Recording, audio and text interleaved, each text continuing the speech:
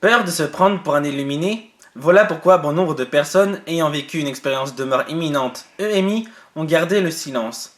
Le premier à crever l'abcès est Raymond Moody en 1975. Ce médecin psychiatre américain publie un livre qui va marquer les esprits. Ils sont loin d'être les seuls. En 1982, une étude menée par l'Institut Gallo relève que 8 millions d'Américains ont partagé ce genre d'expérience au cours de traumatismes tels qu'un accident de voiture ou encore un arrêt cardiaque. Les revenants peuvent désormais espérer se faire entendre. Les expériences de mort imminente sont loin d'être des phénomènes récents. Faisant allusion d'un soldat revenu de la guerre, celui-ci relate qu'il avait été laissé pour mort sur un champ de bataille et raconte un récit très similaire à ceux actuels. La mise au jour de EMI semble tardive car les patients avaient et encore beaucoup de mal à se faire entendre de leur entourage ou de leur médecin. Ils ont peur de se faire prendre pour un fou ou des hallucinateurs. Certains n'osent pas parler de ce qu'ils ont vécu. Pourtant, les scientifiques estiment que 4% de la population mondiale a vécu des EMI, dont près de 3 millions de Français. Le RAP a lui aussi voulu mener l'enquête. Voici ce qu'il a découvert.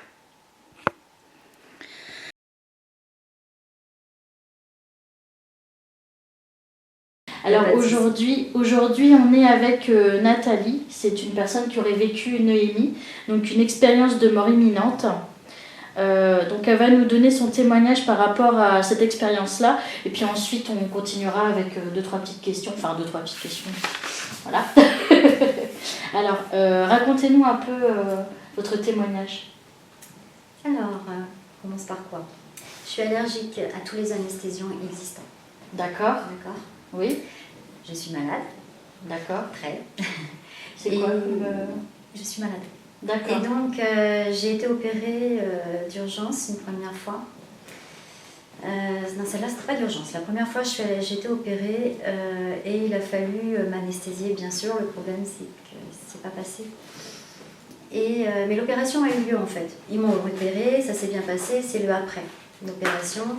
Et d'un coup, je me suis retrouvée, c'est assez spécial parce que je me suis retrouvée, j'étais sur un brancard, et je me suis retrouvée dans la care. Là, le brancard était à côté du mur, et moi je me suis retrouvée en haut, dans le quart de la pièce, en haut. Et je les voyais tous. D'accord. Et je les voyais sur moi, en train de me dire ce qu'il fallait, en train de se parler, de paniquer entre guillemets. Et moi je me voyais sur mon brancard, et je les entendais. Je je leur parlais, mais ils ne m'entendaient pas. D'accord. Et bon, déjà de se voir au-dessus, j'avoue que c'est bizarre. Et à un moment, je me suis sentie attirée. C'est tout bête, hein, mais je me suis sentie attirée en arrière. Et je me suis retournée, et là j'ai vu, quand on parle de cette fameuse lumière et tout ça, le couloir, ou je sais pas, moi j'ai vu exact une lumière, oui, mais il y avait quelqu'un dedans. Et quelqu'un qui me disait, c'est pas maintenant, il faut que tu repartes. D'accord. Plein de choses que tu dois faire, il faut que tu partes. Et je sais qui c'est, je sais qui c'est, j'en suis persuadée. Donc je suis revenue. Et quand je suis revenue, c'était compliqué parce que en fait, j'étais tellement bien là-haut, on va dire, que c'est compliqué de revenir. Vraiment, c'est compliqué. Et donc je suis revenue en me disant, j'ai mes enfants, j'avais 2 enfants. Et j'ai dit, il faut que je m'occupe. Hein. Donc je suis revenue et je sais que je me suis réveillée, j'ai ouvert les yeux, je les voyais tous sur moi. Nathalie. Et puis je leur ai parlé comme si de rien n'était. Ils n'en revenaient pas et je leur ai dit, mais pourquoi vous avez dit que j'étais morte? J'étais pas morte, j'étais là, je vous parlais et là ils m'ont regardé tous avec des gros yeux. Et c'est compliqué comme sensation. Ça fait mal. J'en pleure quand j'en parle. Et la deuxième fois, j'étais une opération d'urgence. Enfin, urgence. Assez urgente. Donc j'avais pris tous les sous que j'avais sur mon compte et j'ai emmené mes enfants à l'étranger parce que je savais que j'avais qu'une chance de m'en sortir. Donc j'ai emmené mes enfants, j'ai 10 jours de pur délire, vraiment. Donc c'est la séance et puis j'ai dit, tant pis, on verra le après s'il y a un après. Et donc je me suis fait opérer, je savais que j'avais plein de souvenirs avec mes enfants. Et là c'était pareil, rebelote. Puis là je les voyais me parler, allez, il faut respirer. Et puis moi je leur disais, mais non, ça fait mal de respirer, ça fait trop mal. C'était une douleur insoutenable. vraiment une douleur insoutenable et on se voit là-haut et après on a beau leur expliquer, mais vous avez dit ça, vous avez vu ça. Non. Mais si, je vous l'ai dit que j'avais mal, je vous ai dit que j'avais mal à respirer, je vous ai dit que ça tapait tellement fort dans mon cœur que c'était impossible, c'était l'impression que le cœur était en train de lâcher, d'exploser totalement. Et je leur disais, il fallait que je respire, et puis c'était comme ça, allez madame Dia, on respire, allez Nathalie, on respire. Pensez à vos enfants. Et franchement, c'est le déclic à chaque fois, quoi. Et ça, c'était il y a 10 ans. Et à cette période-là, tous mes dons sont revenus parce que je suis médium depuis ma naissance. Et tout est revenu à ce moment-là, en fait. Et je suis sûre que c'est lié parce que j'avais tout mis en stand-by pour me protéger moi. Et c'est vrai que plus je suis malade, en fait, et plus j'ai ce don, et j'ai pas que ce don-là, quoi. J'en ai plein qui débarquent au fur et à mesure. Comme quoi? Magnétisme. D'accord. Je peux déterminer les gens malades. Grave, pas grave, cassés, foulés, maladie. Je peux en soigner, en soulager. J'ai des flashs. Est-ce qu'on peut appeler ça de la voyance? Je sais pas, mais je pense. Bon, ça, communiquer avec les esprits, c'est plus le problème. Hein, je le fais depuis tout le temps, donc c'est pas gênant. Et j'ai grandi dans un ancien relais de chasse de Louis XIV à Versailles. D'accord. Il y avait de quoi faire. Ouais. Et j'avais un pendu. Mon père avait fait faire les greniers et tout ça. Et j'ai vécu avec un pendu de la Révolution, en fait, dans ma chambre. D'accord. C'est assez particulier. Ouais. Et puis quand j'en parle à mes parents, très cinglés, donc il y a un moment où on se tait, on ne dit plus rien. Et puis sur mes 3 filles, j'en ai 2 qui sont comme moi. D'accord. Et mon premier petit-fils sera comme moi aussi.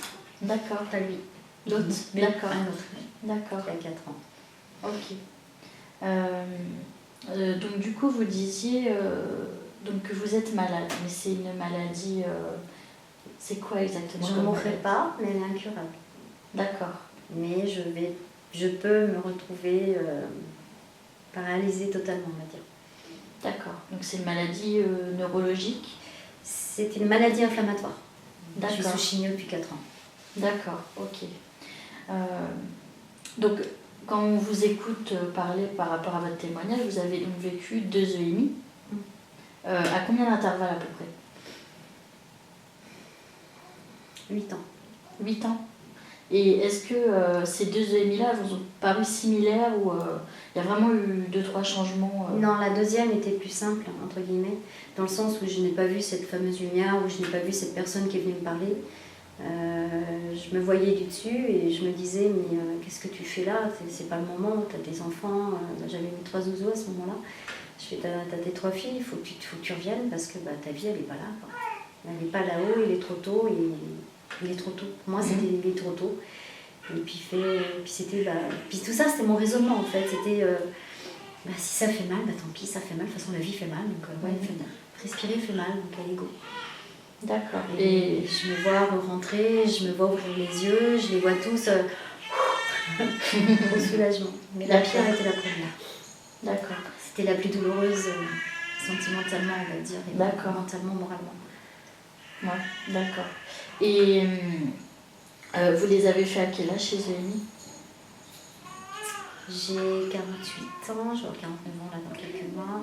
Il y a 10 ans, j'en ai fait une à 38 ans, la deuxième, et l'autre à 30 ans. D'accord. Donc c'est quand même assez jeune. D'accord. Écoute, moi je te laisse la parole, Alex. Hein. Si tu as des questions, vas-y, je t'en prie. De quoi? D'après vous, l'expérience vous-t-elle parue comme étant une réalité ou un rêve? Ni l'un ni l'autre. C'est-à-dire que c'était... Je savais que j'étais, entre guillemets, morte. Je respirais plus. De toute façon, j'avais plus de battement cardiaque, je respirais plus, j'étais morte. Je savais que j'étais morte, mais je savais que ce n'était pas un rêve. Je savais que, oui, c'est la réalité, mais en même temps, ce n'était pas la réalité parce que je n'étais pas dans mon corps. Et en fait, c'est compliqué de dire que c'est la réalité ou le corps parce que c'est totalement impalpable. C'est simplement une attirance qu'on a et oui, comme je disais tout à l'heure, j'ai plus peur. J'ai pas peur de la mort. Franchement, sincèrement, j'ai pas peur de la mort. Je veux pas mourir, parce que j'ai encore trop de choses à faire, parce que je sais que j'ai un don que Dieu m'a donné et que je dois m'en servir. Donc je m'en sers très très souvent, je fais payer jamais personne. Je fais ça pour le plaisir parce que j'en ai besoin pour vivre. Tout simplement, j'ai besoin d'aider les gens. D'accord. Tout simplement. Et je reviens juste à une question parce que je me rappelle que Sandrinette avait posé cette question-là au téléphone. Comment ça s'appelle? Donc vous disiez que donc c'est Dieu qui vous a donné ce don-là, entre guillemets. De la capacité. Ouais, moi j'appelle ça une capacité, mais bon, peu importe. Donc vous étiez déjà croyante avant d'avoir vécu des EMI? C'est-à-dire que j'ai ma croyance à moi. D'accord. J'ai ma croyance à moi qui englobe beaucoup de religions, on va dire. Je pense qu'effectivement il y a un seul Dieu, mais qui est représenté de façon différente dans les religions, bien sûr. Après, savoir... la vie m'a prouvé que Dieu, il est balèze, dans le sens où il fait mal. Il nous teste en permanence, il fait mal tout le temps. Donc, croire en Dieu, c'est très compliqué, mais oui, j'y crois, oui. Même si j'ai ma croyance à moi, oui, j'y crois. D'accord. Et votre... du coup, je reviens à ça.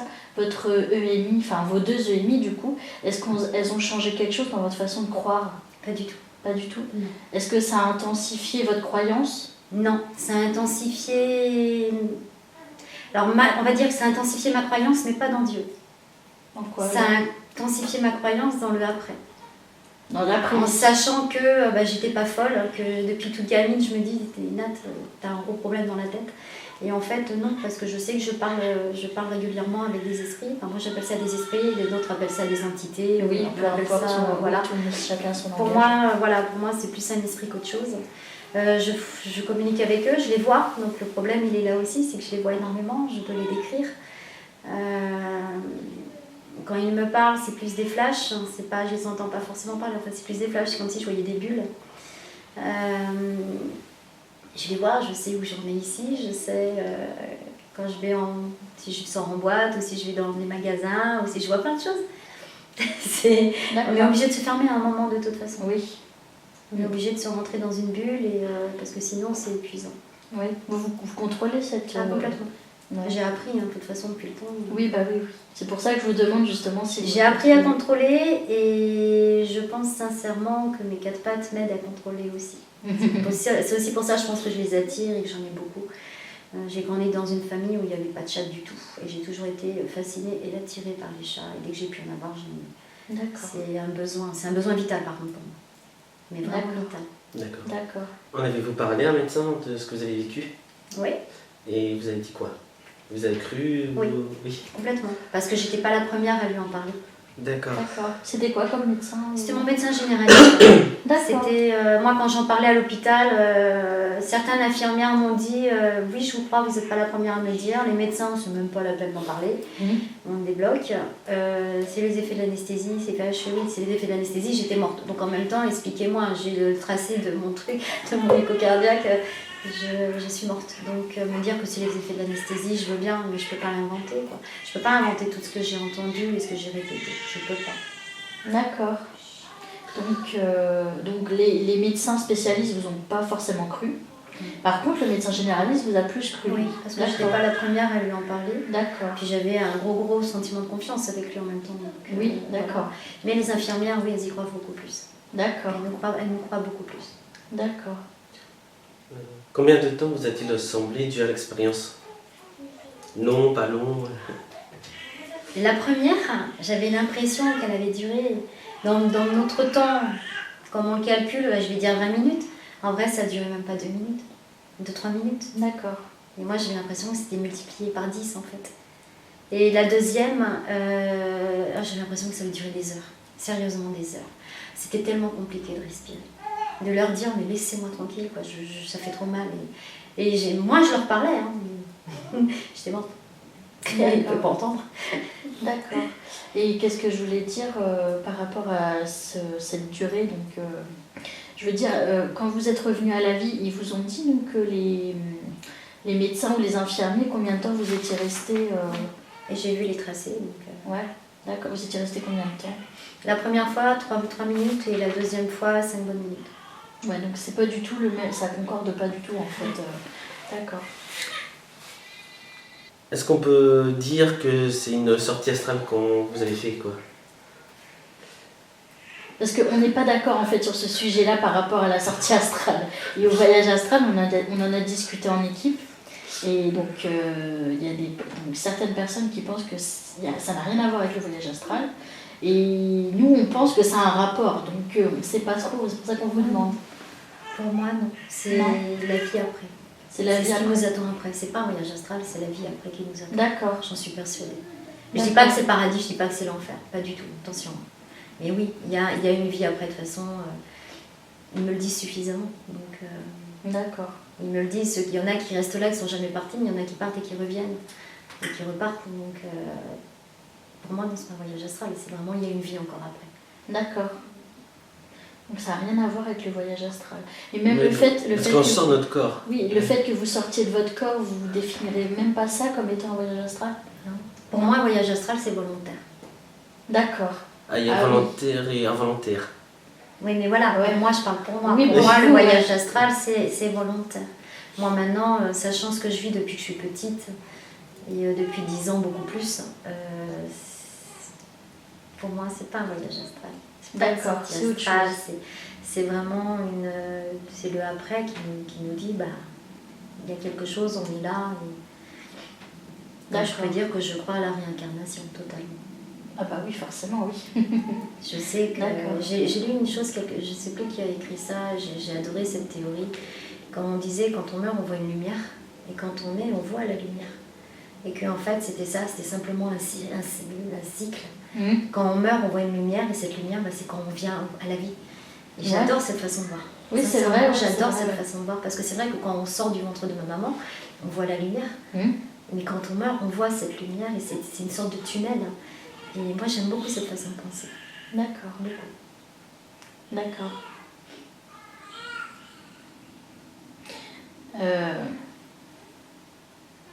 Du coup, donc ça, on va rentrer un peu plus dans le détail par rapport à votre ennemi. Pas de souci. Pose la question. Merci. Tu veux le Si tu Il veux. n'y a pas de souci, je le fais. Alors, suite à votre expérience, avez-vous pu comprendre comment sont fabriquées les âmes?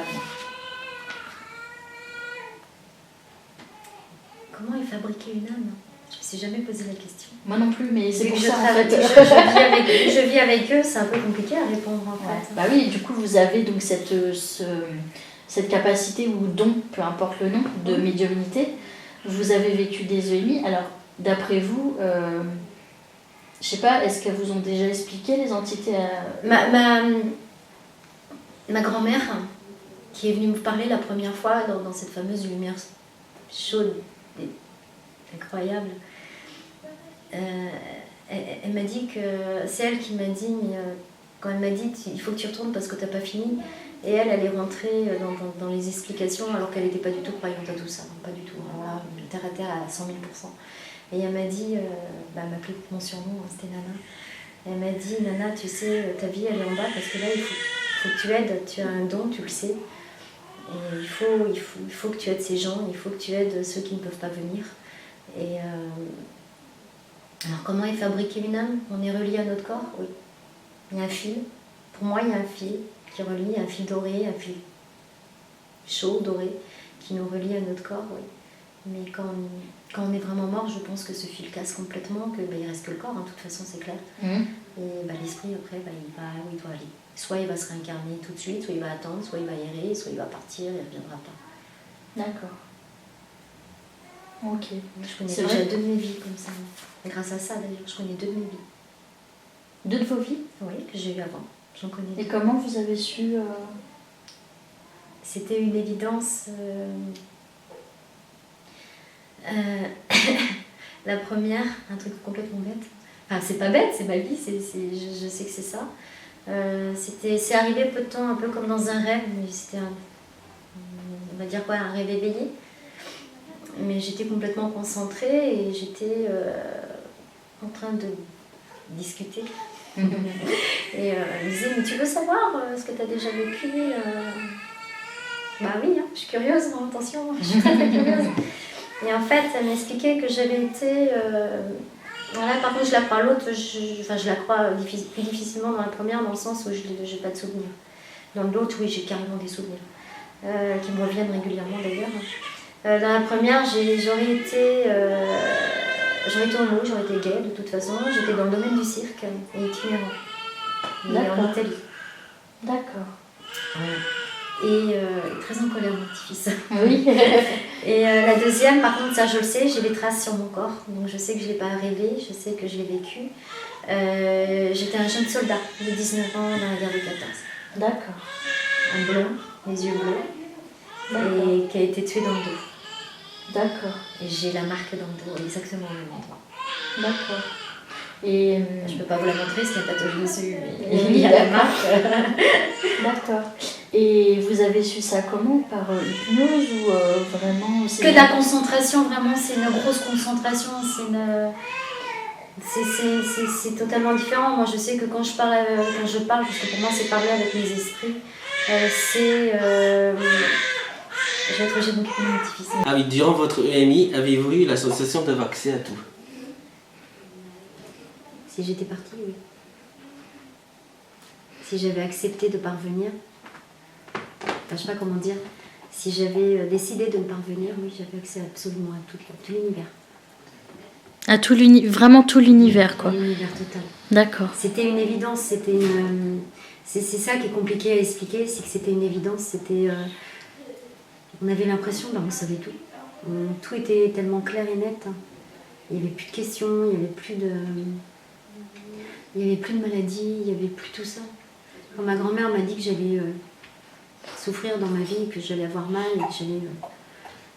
Je dis pourquoi? Elle m'a dit parce que c'est comme ça, cherche pas, il n'y a pas d'explication, c'est tu dois aider les gens, donc tu dois avoir mal.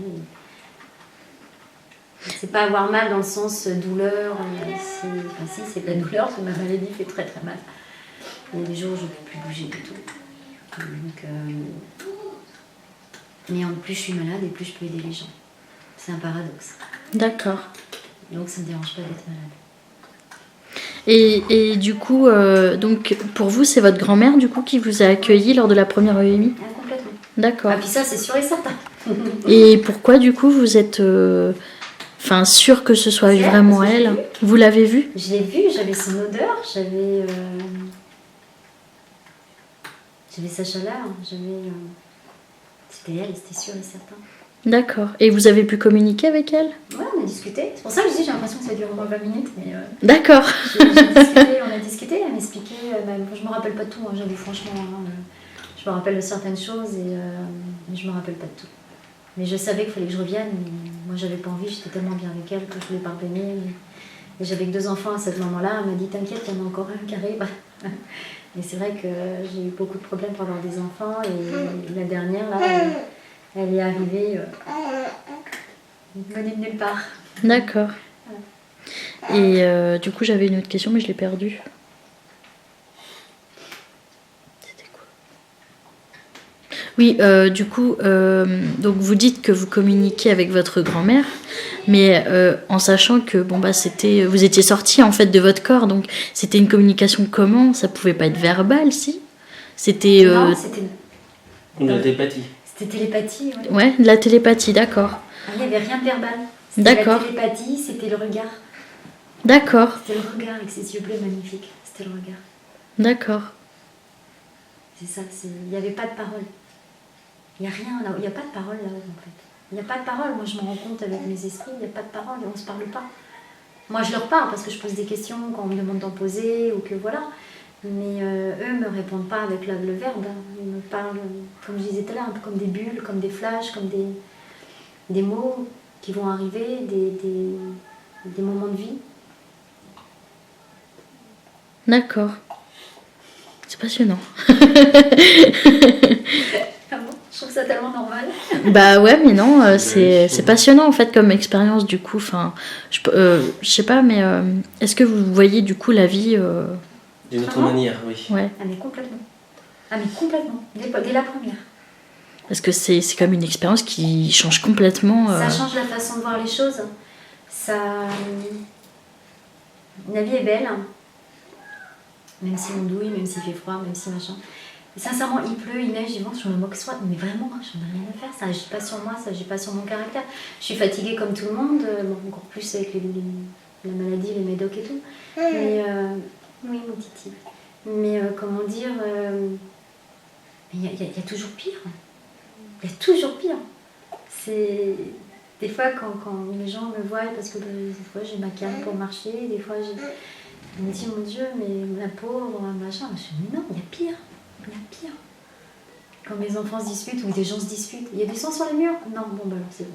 Ah, mais je relativise totalement et je suis devenue, mais je suis une maman laxiste en plus. Donc je m'en cache pas, hein. Moi, mes enfants, je les élève en fonction de leur caractère.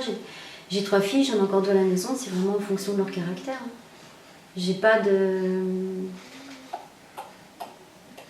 Ça m'arrive de hurler, comme toutes les mamans. Mais je tape pas, je ne me prends pas la tête. Et cette façon de voir les choses, vous l'aviez avant votre expérience? Non, pas du tout. Non.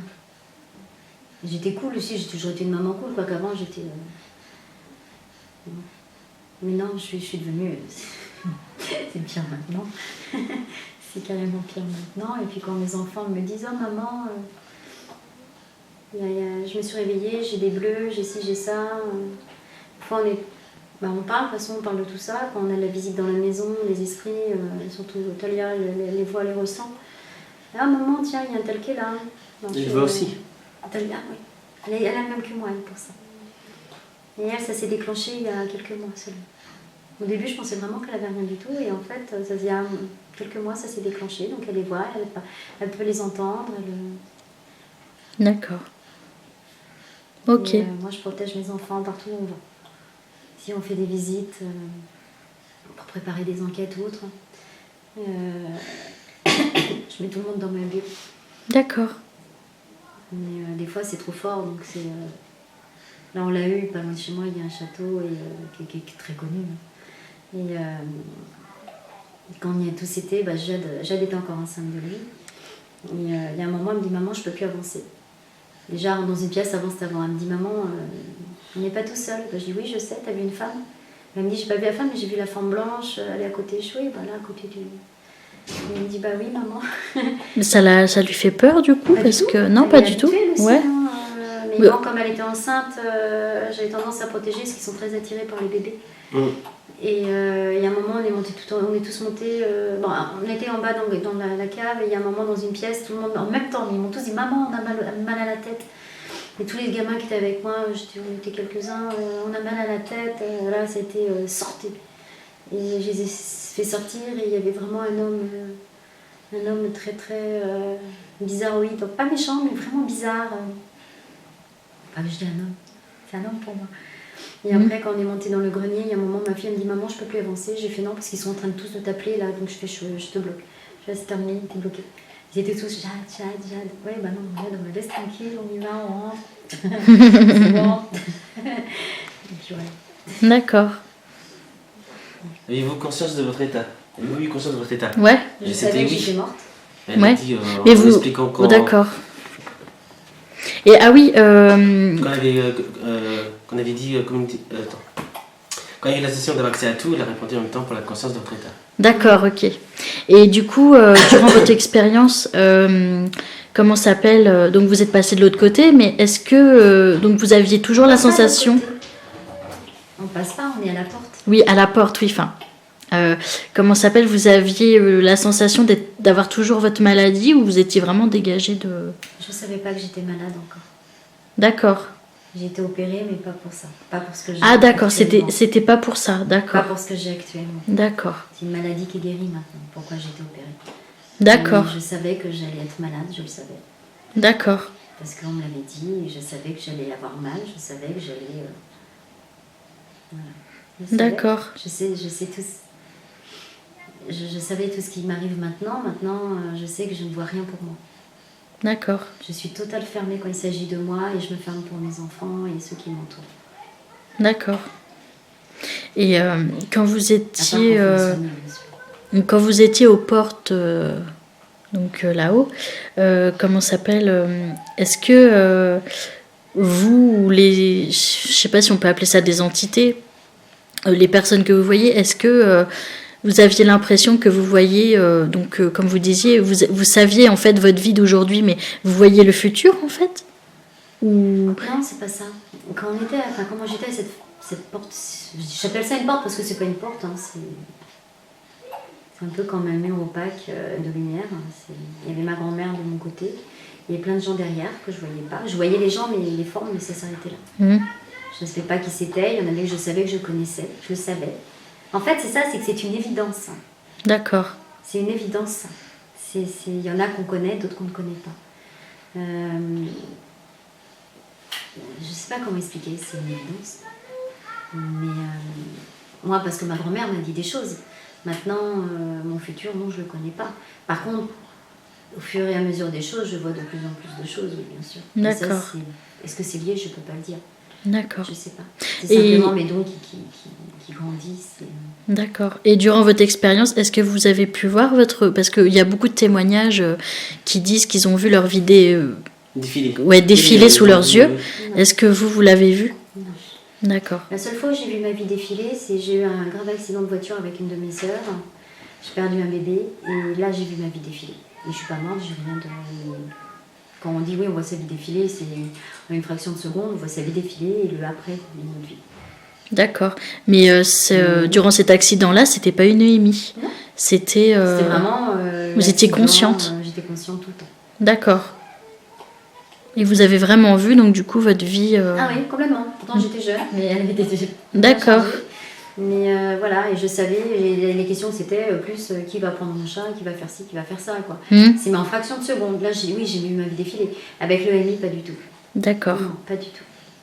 J'étais bien où j'étais tellement bien là-haut que j'avais même pas envie de redescendre. Je suis redescendue parce que j'avais mes enfants et que ma grand-mère m'a dit que j'allais en avoir un autre et que je me battrais beaucoup. Et c'est ce que je fais, et puis Mais du coup, si votre grand-mère a pu vous dire que vous alliez avoir un autre enfant, est-ce qu'on peut dire qu'elle a vraiment vu C'est ça en fait que je me pose comme question. Je pense que si elle m'a dit que j'allais avoir un enfant, c'est qu'elle le savait. Ouais.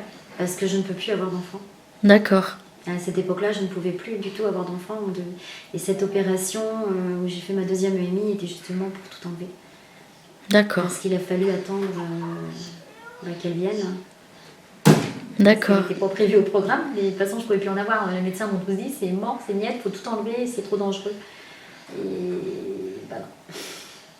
Et j'ai un machin de 13 ans et demi là. D'accord. Est-ce qu'il y a d'autres questions, Alex? Non. T'es sûr? Sûr. Ok.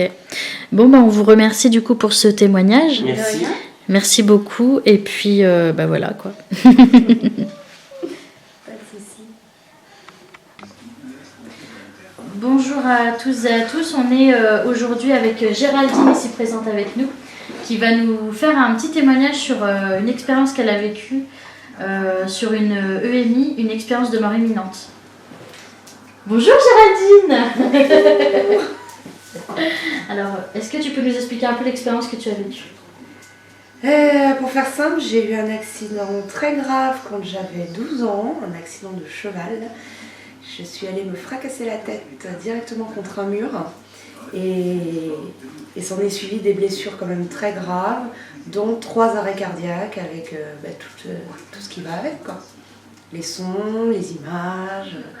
D'accord. Mais tout ça, je ne m'en suis souvenue que plusieurs années plus tard. Ah bon, tu t'en es pas rappelé tout de suite? Ah non, pas tout de suite. J'avais un son qui me restait dans la tête. Tu te souviens de là, toi, s'il te plaît? J'avais un son qui me restait dans la tête et que j'ai gardé pendant 5 à 6 ans à peu près. Et pour m'en souvenir, il a fallu que je fasse de l'hypnose de régression. D'accord. C'est vrai que ça marche beaucoup l'hypnose. Il y en a beaucoup qui disent que l'hypnose ça marche bien. L'hypnose, c'est génial. Ah ouais? On a juste un peu l'impression d'être à la merci complète de l'hypnotiseur. Donc faut avoir confiance. Mais l'hypnose de régression, par contre, c'est perturbant. D'accord. Parce qu'en fait, on revit la scène qu'on veut vivre, mais en étant complètement extérieur, en étant un spectateur. Donc on se voit.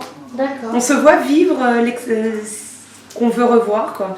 Donc ouais, c'est perturbant. D'accord. Et c'est là que j'ai compris que j'étais morte à 3 reprises d'affilée. À l'âge de 12 ans? À l'âge de 12 ans. À Pâques même, pour être précise. D'accord. Et quand tu dis que tu étais morte 3 fois d'affilée, c'est-à-dire que tu étais dans le coma, tu t'es rétablie, tu as refait un autre coma? Le cœur s'arrêtait, redémarrer. Oui, Alors, comment ça s'est produit du coup? Donc après la chute, le maître de manège est complètement parti du manège. Donc moi j'étais seule au milieu des chevaux qui étaient en panique complète. Les pompiers sont arrivés et là, mon cœur s'était déjà arrêté de battre une fois. D'accord. Donc, quelques minutes devant eux ou tout de suite devant eux, ça par contre, je ne sais pas. Mais mon cœur s'est arrêté. Ils m'ont ramené avec un massage cardiaque. Pendant le trajet jusqu'à l'hôpital, mon cœur s'est à nouveau arrêté. Là, donc, les pompiers m'ont ramené une fois de plus. Et à l'hôpital, ça a été 2 heures après, nouvel arrêt cardiaque. D'accord. Et là, par contre, c'est le personnel de l'hôpital avec donc les fameuses palettes et autres qui m'ont ramené. Ils ont eu plus de mal. Et c'est là qu'un bruit est resté marqué dans ma tête. En général, ce bruit, je le décris comme prenez un sac de pommes de terre de 5 kilos et lâchez-le par terre de toute votre hauteur. Le D'accord. bruit qu'il fait, c'est le bruit que j'ai dans ma tête. D'accord. Là, je ne l'ai plus maintenant parce que j'ai enfin trouvé sa raison. Et en fait, ce bruit, c'était mon corps qui retombait mort sur la table, malgré le choc des palettes. D'accord. Et c'est ce bruit qui est resté, mais pendant des années, je n'arrivais pas à l'expliquer. Et c'est pour ça que tu as été faire une séance d'hypnose ou c'est pour autre chose? Je voulais comprendre beaucoup de choses parce que ma mère ne m'expliquait pas les raisons de mon accident. Donc pour moi, je ne savais pas si j'étais responsable ou non. Ma mère refusait d'en parler, je n'avais plus le droit de monter à cheval. Et surtout, comprendre c'était quoi ce bruit que j'avais dans ma tête depuis que je m'étais réveillée à l'hôpital. J'avais besoin de savoir. Et un jour, j'ai rencontré un hypnotiseur. On en a discuté et il m'a dit, moi, je fais l'hypnose de régression. Et je suis ok, d'accord. Faites-moi revenir à Pâques de quand j'avais 12 ans, le lundi matin, au moment de mon accident de cheval. Je veux savoir ce qui s'est passé. D'accord. Et c'est comme ça que j'ai eu réponse à toutes mes questions et à beaucoup de ressentis que j'avais ensuite derrière, quoi. D'accord. C'est... C'est quand que tu as été voir cet hypnotiseur-là? J'avais 17 ans. D'accord. Mais donc ça faisait Ça faisait 5 ans que j'avais eu 5 mon ans accident. après l'accident. Ouais. J'avais essayé d'en parler à ma mère. À chaque fois que je lui en parlais, elle éludait la question ou elle partait sur autre chose. Donc j'ai jamais pu avoir de réponse. D'accord. Donc, ouais, c'est bizarre du coup, d'un sens qu'elle n'ait pas expliqué. Bon, après, ça peut se comprendre. Ça peut se comprendre parce que oui, pendant tout le temps où j'étais petite, mes parents ne voulaient pas me laisser monter à cheval parce que c'est un sport dangereux. Première année où je monte à cheval, ils m'offrent un stage d'équitation pendant les vacances et je meurs. D'accord. C'est con, j'en rigole maintenant, mais d'un côté, j'aurais mieux fait de les écouter et de ne pas monter à cheval. Ouais, bah oui. Mais ça n'empêche qu'après m'être remis de toutes mes blessures, de ma convalescence, d'avoir récupéré l'autonomie au niveau de mes jambes et de mes bras, la coordination jambes-bras avec les mains, enfin la totale, je suis remontée à cheval. D'accord. Et maintenant, je monte encore à cheval. D'accord. Donc, Et suite à cet accident-là, tu as été paralysée? Il y a eu... j'ai perdu l'usage de mes bras, de mes jambes pendant le temps en fait que mon cerveau se remette correctement en place. Donc il a fallu que je reste, ça a été 2 à 3 semaines, à ne faire que dormir du matin au soir, dans le noir, sans télé, sans journal, sans livre, sans radio, aucun contact avec qui que ce soit. J'avais pas le droit de parler parce qu'il fallait pas du tout que mon cerveau réfléchisse. D'accord. Donc le noir complet. Mais seulement après m'être réveillée de mon coma de quelques jours, à l'hôpital, je regardais la télé avec la nana qui était dans la même chambre que moi. On regardait le juste prix. D'accord. Donc au niveau convalescence, c'était pas le top au début. Donc on m'a fait sortir en avance de l'hôpital avec un suivi médical poussé à la maison. Et au fur et à mesure, j'ai retrouvé mes jambes, mes bras, j'ai tout retrouvé. Coup de bol. Et j'aurais pas supporté de rester plus longtemps en fauteuil roulant. C'est pas, oui, là, c'est pas donné à tout le monde. Non. Et c'est pour ça que maintenant, quand je vois une personne en fauteuil roulant qui a des difficultés, je vais aller l'aider tout de suite. C'est parce que je sais ce qu'elle vit. Mais remonter à cheval, par contre, c'était une obsession pour moi. Il fallait que je remonte à cheval. Et que j'obtienne des réponses à mes questions. D'accord. Donc c'est pour ça que j'ai fait l'hypnose de régression à 17 ans. D'accord. Alors du coup, qu'est-ce que tu as vu du coup durant ces séances d'hypnose? Alors, c'est mon téléphone. Pendant cette session, en fait, j'ai demandé à revivre toute la phase qui a été effacée de ma mémoire. Même à l'heure actuelle, si j'avais pas fait cette hypnose, la mémoire n'aurait pas remis en place cet accident. Donc, je me suis revue prendre mon petit déjeuner, préparer mon cheval, et j'ai revu en fait toutes les causes de l'accident. Donc, je sais maintenant que je ne suis pas responsable, que le maître de manège qui était au milieu n'avait rien à y faire parce qu'il n'avait pas son monitorat d'équitation. J'ai vu exactement le cheval mordre le mien prendre peur, moi perdre mes étriers et voler mais à pleine puissance contre un mur parce qu'il est parti au grand galop et perdre en fait au niveau d'équitation que j'avais, j'aurais pas été capable de le maîtriser, c'était pas possible. Et revoir en fait après le maître de manège quitter le manège et me laisser inconsciente par terre au risque de me faire piétiner jusqu'à l'arrivée des pompiers et donc toute la période réanimation et autres. Par contre après, voyant que ça devenait vraiment très dur à supporter psychologiquement de revivre tout ça, l'hypnotiseur a décidé d'arrêter. On n'a pas été plus loin, on n'a pas refait toute la période coma et autres. J'ai obtenu ma réponse de savoir ce que c'était que ce bruit. D'accord. J'ai obtenu la réponse de savoir est-ce que j'étais responsable de mon accident. Du coup, j'ai pas été plus loin, j'ai arrêté. D'accord. Donc t'as pas vu la phase où t'es rentrée dans le tunnel Non, mais ça, j'ai gardé juste une phrase en mémoire. J'avais une amie qui était décédée quelques années avant. Je me souviens juste l'avoir vue et qui m'a dit c'est pas ton heure. C'est tout. Le tunnel avec la lumière et autres, moi je ne l'ai pas vu. D'accord. Juste cette voix, cette fille que j'ai connue qui en fait est décédée dans un accident de la route avec son père, qui m'a dit c'est pas ton heure et va-t'en. Et c'est là que les médecins, c'était à mon 3e arrêt, c'est là que les médecins ont réussi à me faire revenir. Avant, vous n'êtes pas vu allongé sur le lit, tout ça?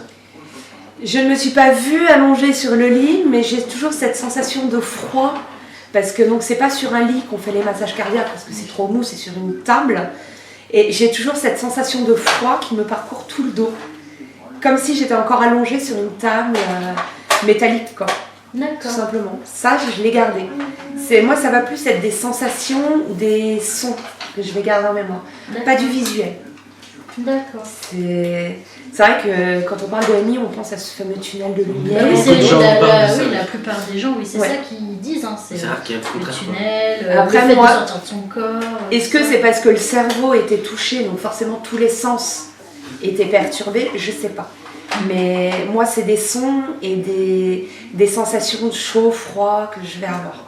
Donc ça, ce que tu racontes, parce que c'est la question qu'on se pose avec Alex, pourquoi il y a des gens qui vivent des EMI en étant dans le coma et d'autres qui ne disent ne pas en vivre en fait. Donc peut-être que ça expliquerait aussi ce côté-là du fait qu'il y a des gens qui disent qu'ils en ont vécu en fait, et d'autres, non, finalement, ils n'ont jamais vécu de... Qui n'ont pas vécu aussi, mais qui n'ont pas ressenti des sens et tout. Voilà, c'est ça. Là, ouais. c'est différent encore, il y a senti le froid et tout. Oui, après, il y a peut-être aussi différents stades de coma. Oui, il y a profond, les comas légers. Donc ça peut dépendre aussi du stade de coma. La raison, est-ce que c'est un accident violent ou autre? Il peut y avoir plein de raisons. Là, par contre, il faudrait poser la question peut-être au corps médical. Ouais, là, ça me dépasse, mais totalement. Moi, je sais que ça n'a pas du tout été une sensation visuelle. D'accord. Par contre, effectivement, il y a une chose qui fait que... On m'en parlait avant, parce que je regarde toutes les émissions sur les morts et autres. On revient toujours différemment. Ouais. Et ça, ouais, effectivement, on revient différent. De temps en temps, c'est une différence qu'on n'aimerait pas avoir. On aimerait bien laisser là où elle était avant et revenir comme on était. Mais non, on vient changer, quoi. Et du coup, je voulais poser une question par rapport à cette amie. Donc, c'était une amie, ta meilleure amie ou... C'était une amie très proche de l'école primaire. Ouais, donc ton amie, donc c'est au niveau auditif, tu entends cette phrase? J'ai entendu sa voix. Alors elle, je ne l'ai pas vue, mais en fait, elle avait une voix vraiment particulière parce qu'elle avait un cheveu sur la langue et elle avait un accent.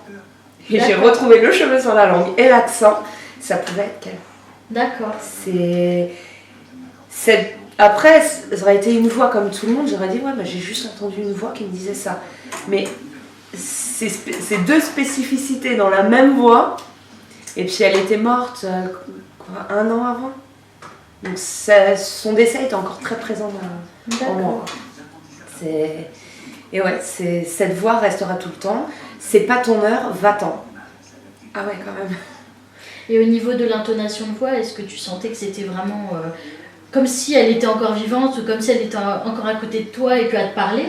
Ou c'était vraiment quelque chose où tu savais que c'était comme s'il y avait, je sais pas moi, Ça faisait quelque chose qui vous séparait ou... Ça faisait lointain. Voilà, ouais. C'est simple, c'est bête comme comparaison, mais comme si on était par un téléphone portable et qu'une des deux n'avait quasiment pas de réseau. D'accord.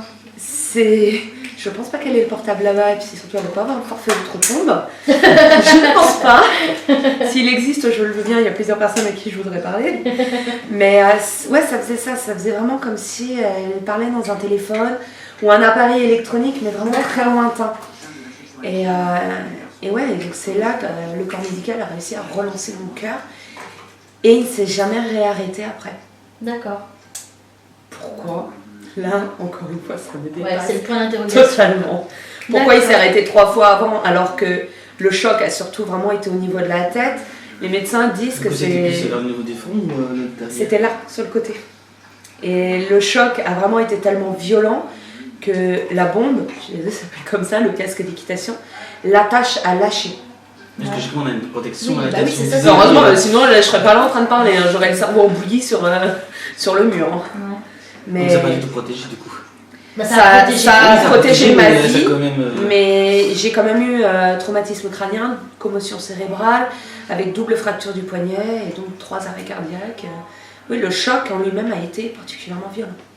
Alors, la bombe m'a sauvé la vie, mais elle a quand même failli à son devoir. D'accord. Et tes arrêts cardiaques, ils ont duré combien de temps à peu près ? Là par contre, je sais pas du tout. Je sais pas. Je sais que le dernier a été long, Hmm. suffisamment pour que j'entende le bruit, que je sente le froid, que cette charmante petite voix vienne me dire de dégager gentiment. C'est qu'il a été plus long que les autres. Et les autres, t'as rien entendu et tout. J'ai Non. aucun souvenir des 2 autres. D'accord. Ces 2-là, j'en ai conscience vraiment pour les avoir vus pendant la régression.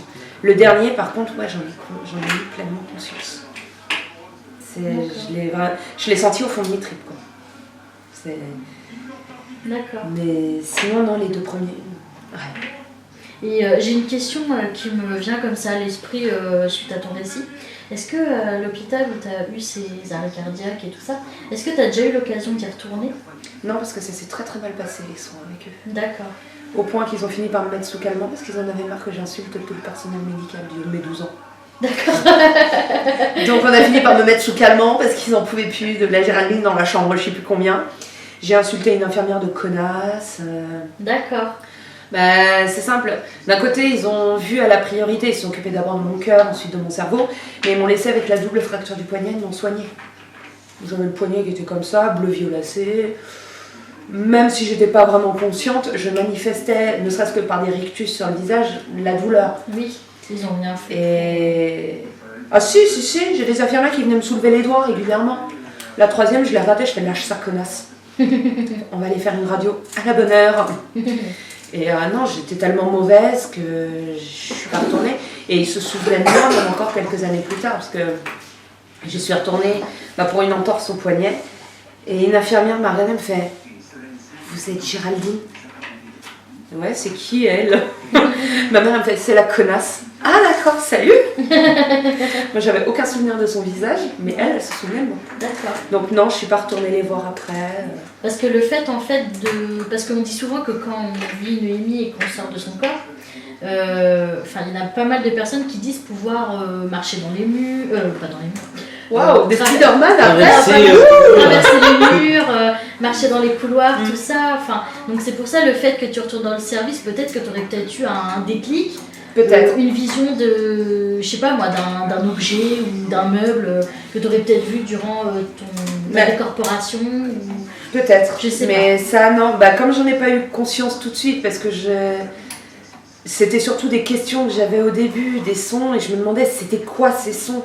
J'ai vraiment eu pleinement conscience de ce que c'était que 5 ans plus tard. Et 5 ans plus tard, les travaux de rénovation avaient été faits à l'hôpital, donc j'aurais jamais retrouvé dans la configuration dans laquelle il était à ce moment-là. Mmh. Et puis honnêtement, on a tellement cherché à me pousser plus loin des réponses. Plus je m'en rapprochais, plus on cherchait à m'en éloigner, que je sais pas si j'aurais pu tout de suite y retourner. D'accord. Donc dommage, effectivement, j'aurais aimé en savoir plus. Peut-être que j'aurais été moins inquiète, que j'aurais pas fait du coup l'hypnose de régression, et je me serais posé moins de questions, et que le don entre guillemets que j'ai maintenant, je l'aurais moins repoussé au début. et que j'aurais plus appris à l'apprivoiser. D'accord. Donc, dommage. Perte de temps, quoi. Ouais, bah oui, malheureusement, oui. Je Mm. te laisse avec tes petites questions, hein. D'accord? Ouais, c'est vrai, bosse un peu, quoi. Pas toujours les mêmes. D'après vous, l'expérience vous a-t-elle paru comme une réalité ou un rêve? Sous la forme hypnose. Sous la forme d'hypnose. Voilà ce que j'allais dire. Alors, au début, quand je me voyais à cheval, je voyais tout à fait le genre de geste et le genre d'attitude que j'ai à cheval. Donc pour moi, c'était effectivement la réalité. Est-ce que effectivement je revivais mon cours d'équitation? C'est possible.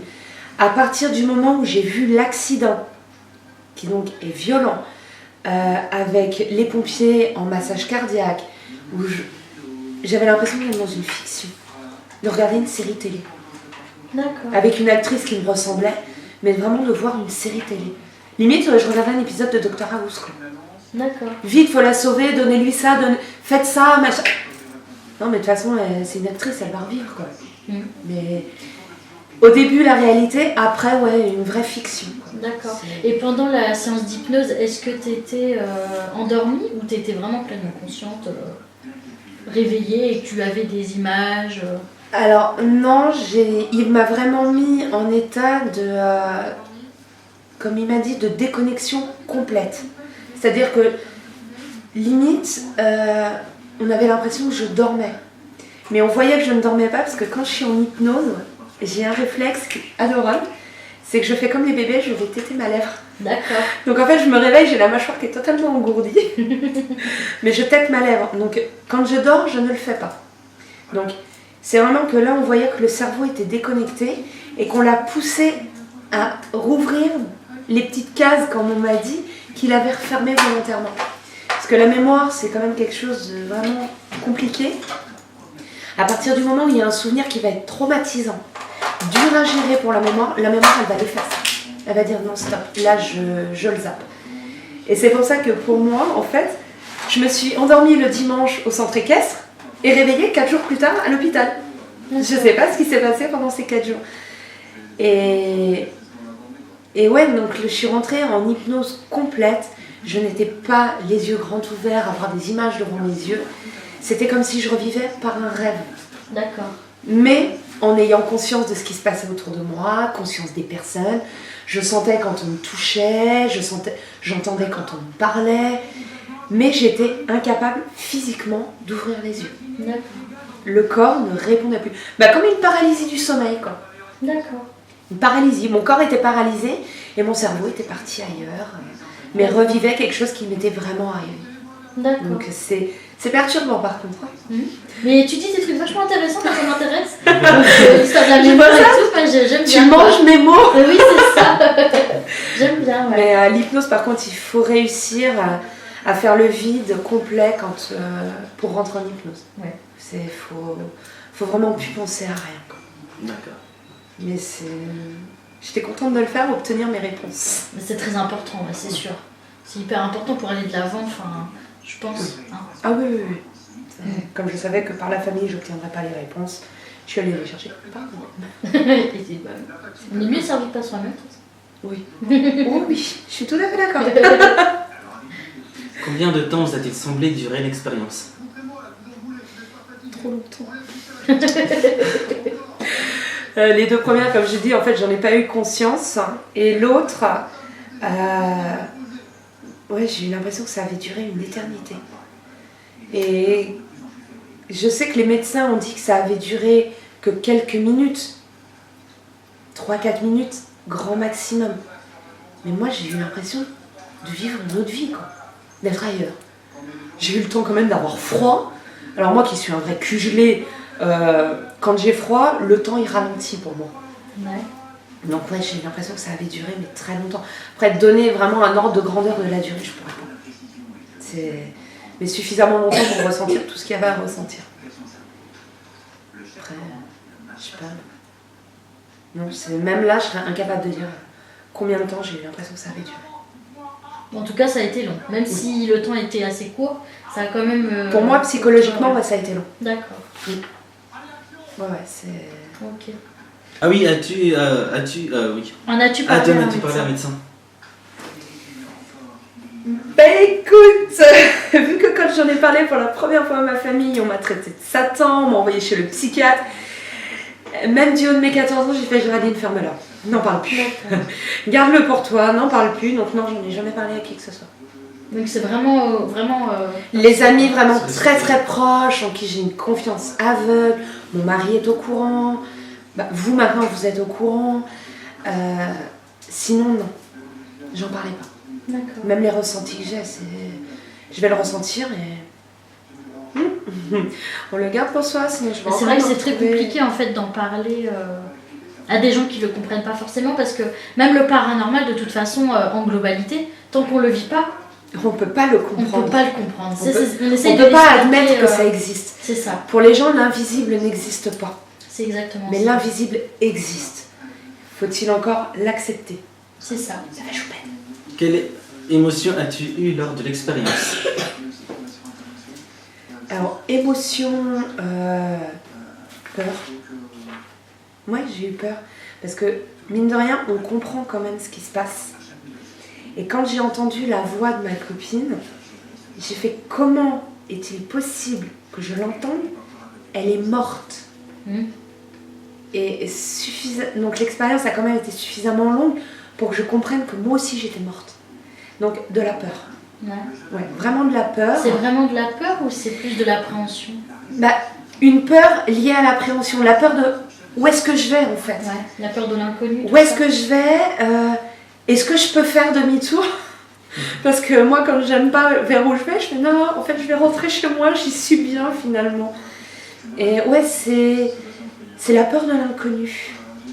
Même si moi, je le voyais pas, je le ressentais. Et cette peur a été assez violente. Et je l'ai gardée après longtemps, je l'ai ressentie encore longtemps derrière moi.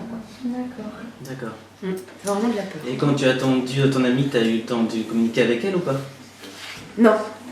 Non. C'est dommage, je le regrette parce que sinon j'aurais bien papoté encore un peu avec elle. Alors elle aurait sorti le télébiscuit. C'est... Bonjour.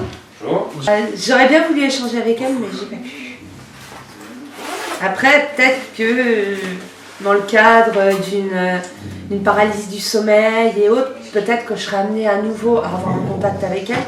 Comme je sais qu'elle peut venir au contact, pourquoi pas. Non mais t'inquiète pas, il est normal, il habite ici lui aussi. Hein. C'est pas un cambrioleur, choupette. Elle est mignonne. Donc peut-être que plus tard j'aurai à nouveau un contact avec elle, mais pas tout de suite. C'est pas revenu encore. D'accord. Je vais m'y mettre ce soir. Suite à ton expérience, as-tu pu comprendre comment s'étaient fabriquées les âmes? Jeunes, vieilles? Comment fabriquer, Ça veut dire une âme, tu qu'est-ce prends que les c'est, matières, de la chair, de la bidoche. Non, les âmes en fait, tu sais, on dit souvent que On a une âme. On a tous Oui, une on âme, a tout tous ça, une c'est âme, ce que oui. je veux dire. Mais comment dire Comment est-ce que c'est fabriqué là-haut en fait?